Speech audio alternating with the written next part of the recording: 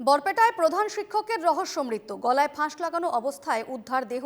স্কুলের ক্লাসরুমে উদ্ধার প্রধান শিক্ষকের দেহ। ঘটনাস্থল থেকে উদ্ধার সুইসাইড নোট।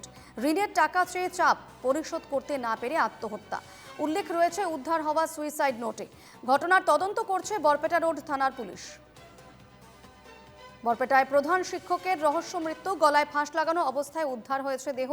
স্কুলের ক্লাসরুম থেকে উদ্ধার হয়েছে প্রধান শিক্ষকের দেহ এবং উদ্ধার হয়েছে সুইসাইড নোটও।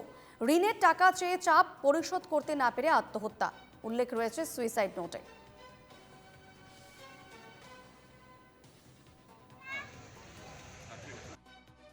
মোৰ সম্পৰ্কৰ মোৰ দেউতা হয় আৰু দেউতা হয়। ৰাতিপুৱা মই চাওঁ এনেকৈ ঘটনাৰ পিছত এটা নোট পালোঁ, চুইচাইড নোট। দুলু মেধি যিটো পইচা লৈছিল 1 লাখ, চেক দিয়া হৈছে, এইটো কেছ দিছে 5 লাখ বুলি। এইটো চাপ দিছে মোৰ দেউতাই, চাপ দি পিনে এইটো চুইচাইড কৰিব লগা বাধ্য কৰিছে। চুইচাইড নোটত আমি জানিব পাৰিছোঁ এজন মানুহৰ নাম তাত সন্নিৱিষ্ট কৰা হৈছে, দুলু মেধি বুলি।